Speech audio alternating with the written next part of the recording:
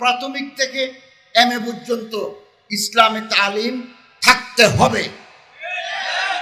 এটা থেকে বঞ্চিত করা মানে আমাকে সাংবিধানিক অধিকার থেকে বঞ্চিত করা।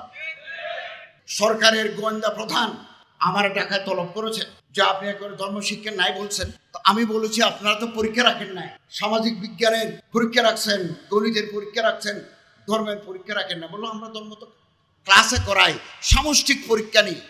তো যার ফাইনাল পরীক্ষা দিতে হবে না সেই সাবজেক্টের গুরুত্ব থাকে না। এভাবে তারা ধর্মকে কোণঠাসা করে ফেলছে।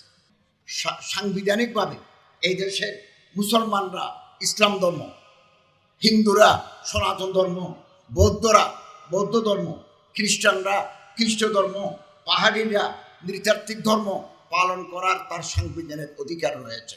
অতএব আমাদের শিক্ষা ব্যবস্থা থেকে প্রাথমিক থেকে এমএ পর্যন্ত ইসলামী তালিম থাকতে হবে।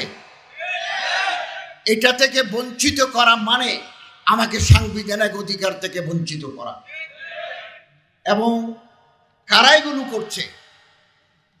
যারা উদিসি, যারা রবনা বটমূলে গান গায়, তারা ছায়ানট করে অন্য সংস্কৃতি আমাদের উপর ছাপিয়ে দিতে চায়।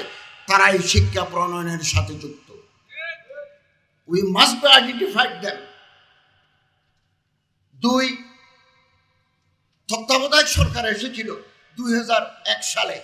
মাত্র 3 মাসের ভিতরে তারা একটা নির্বাচন করে নির্বাচিত গভর্নমেন্টের কাছে ক্ষমতা হস্তান্তর করবে। এই 3 মাসের ভিতরেও আমরা সরকারের ভিতরে ঘাপটি মারা নাস্তিক্যবাদী শক্তির আস্ফালন লক্ষ্য করেছি। 10টা সাবজেক্টে পরীক্ষা দিতে হয়, বাংলা, গণিত, সমাজ, পরিবেশ। এই কোনো সাবজেক্টের নাম্বার কমায় নাই, কেবলমাত্র ইসলামী শিক্ষাকে করছে 50 নম্বর। তো তুমি গণিত, সমাজ, বাংলা, ইংরেজি, পরিবেশ বিজ্ঞান 100, ধর্মকে করছে 50। এদেশের তৌহিদি জনতা যখন গর্জে উঠেছে তখন তার এই সিদ্ধান্ত পাল্টাতে বাধ্য হয়েছে।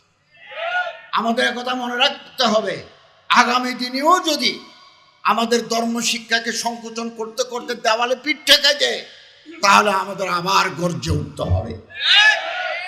এবং আপনি বই খুলে দেখুন, আমাদের একটু খুলে দেখতে হবে ক্লাস 1 থেকে এইচএসসি পর্যন্ত কি সিলেবাস। সিলেবাসে দেখবেন ছায়ানটের ছবি, উদিসির ছবি, রমনা বটমূলের ছবি, মঙ্গল শোভাযাত্রা।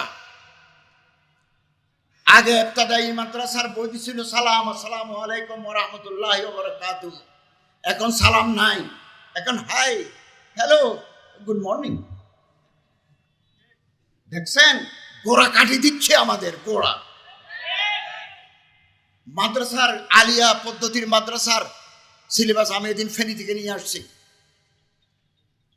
তবলার ছবি, হারমোনিয়ামের ছবি, ভিতরে আবার নৃত্য কলা, এরকম করলে আঙ্গুল এরকম, ওদিকে করলে এরকম। কদিন বললো যে প্র্যাকটিক্যাল করো। এই মাদ্রাসার ছাত্র দিয়ে নাচের প্র্যাকটিক্যাল ক্লাস করে। বইয়ের ভিতরে আছে লালন শাহ, মাদ্রাসা লালন শাহ। তো হু ইজ লালন শাহ? লালন শাহ আমাদের আদর্শ নয়, আমাদের আদর্শ হযরত ওমর। লালন শাহ হিন্দু না মুসলমান? আমি তো কুষ্টিয়ার লালন আখাড়াতে গেছি, আসর গেল, মাগরিব গেল, কেউ মসজিদে আসে নাই, মাগরিবের পরে সব কাজা হয়। লালন আমার আদর্শ নয়, বাউল সাদের লও বানাইলে মোরে বৈরাগী। এ বাউল আমাদের বইয়ের ভিতরে, মাদ্রাসার বইয়ের ভিতরে, হারমোনিয়ামের ছবি মাদ্রাসার বইয়ের ভিতরে। 20-30 বছর পরে আলিয়া পদ্ধতির শিক্ষাধারার ভিতরে আলেম তৈরি হওয়ার সুযোগ তারা রাখবে না, শেষ করে দেবে। এবং বহু বিবাহকে বলছে অন্ধকার যুগ, একাধিক বিয়ে। ওই খিফতুম আল্লাহ তাআলা ফাওয়াহিদাতান, এখানে তো সুযোগ আছে, কিন্তু বহু বিয়েকে বইয়ের ভিতরে বলছে এটা অন্ধকার যুগের কাহিনী। তাহলে ইসলামের শরীয়তের একটা ঐতিহ্যকে অস্বীকার করার সামিল। ব্রিটিশ বিরোধী আন্দোলনে, বইয়ের ভিতরে আছে, ব্রিটিশ বিরোধী আন্দোলনে মুসলমানদের অবদানকে উল্লেখ করা হয় না।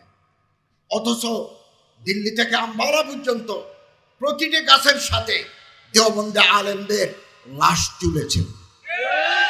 শেখুল আল্লামা মাহমুদুল হাসান রহমতুল্লাহ আলাইহি আন্দামান মাল্টা দ্বীপপুঞ্জে ওনারে মেরেছে। ওনারে গোসল করার সময় দেখা গেল শরীরের বিভিন্ন জায়গায় দাগ।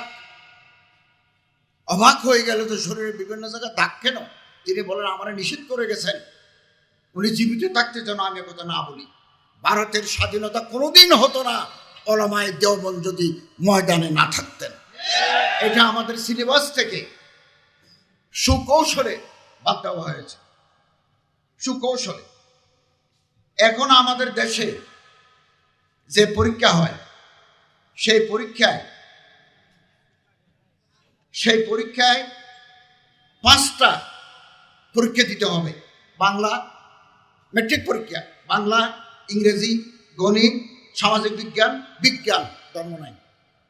আমি আর্টিকেল লিখেছি, পোস্ট এডিটোরিয়াল লিখেছি। সরকারের গোয়েন্দা প্রধান আমার টাকায় তলব করেছেন যে আপনি একবার ধর্মশিক্ষা নাই বলছেন।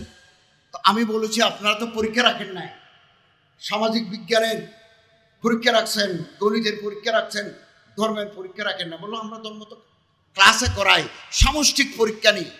তো যার ফাইনাল পরীক্ষা দিতে হবে না সেই সাবজেক্টের গুরুত্ব থাকে না। এভাবে তারা ধর্মকে কোণঠাসা করে ফেলছে।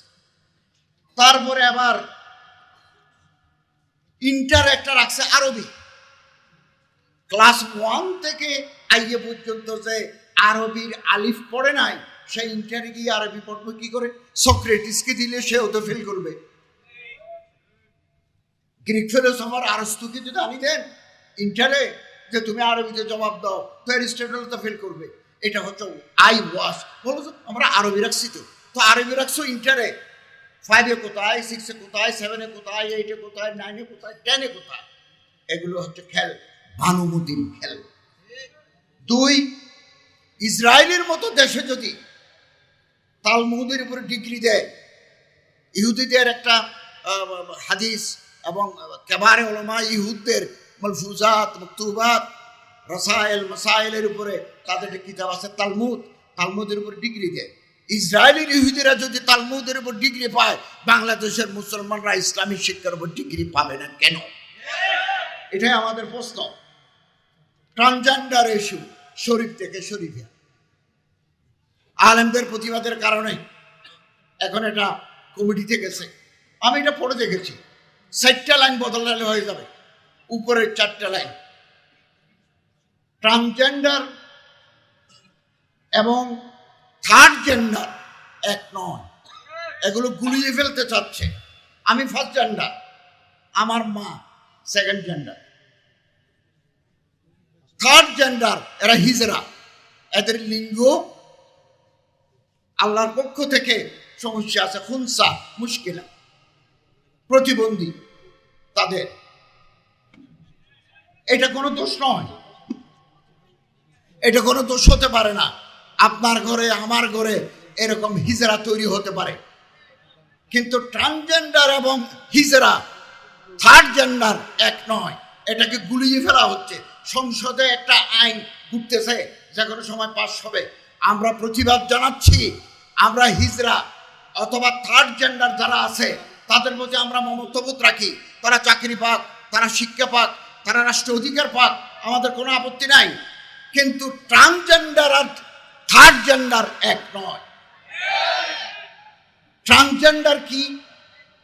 মনে করেন আমার নাম আব্দুল করিম, আমি মনে মনে ভাবলাম আমার নাম, আমি আজ থেকে হালিমা বেগম। তারপর লম্বা চুল রাখলাম, কপালে টিপ দিলাম, ঠোঁটে লিপস্টিক দিলাম, ব্লাউজ গায়ে দিলাম, শাড়ি পরলাম, হরমোন ইঞ্জেকশন মারি, গলার কণ্ঠ মেয়েদের মতো করে ফেললাম। কোনোদিন কোনো ছেলে মেয়ে হতে পারে না, কোনো মেয়ে কোনোদিন ছেলে হতে পারে না। তো হালিমা বেগম যদি আব্দুর রহিম হয়ে যায়, আব্দুর রহিম যদি হালিমা বেগম হয়ে যায়, তো তোমার নুনু কোথায় নিবে? তোমার ফরজ কোথায়? তোমার রেহেম কোথায়? তোমার জরায়ু কোথায়? আল্লাহ তো তোমারে বানাইছেন পুরুষ করি জকর দি, তো তুমি ফরজ পাইবে কোথায়? এটা হচ্ছে সমকামিতা চালু করার আন্তর্জাতিক চক্রান্ত। এটা কমিটি হয়েছে, বছরের 5 মাস চলতেছে এবং এটা পড়ানো হচ্ছে। আমরা তীব্র প্রতিবাদ জানাচ্ছি। শরীফ থেকে শরীফার ওই সাইডলাইন বাদ দিয়ে হিজরাদের উন্নয়ন হোক, আমাদের কোনো আপত্তি নাই।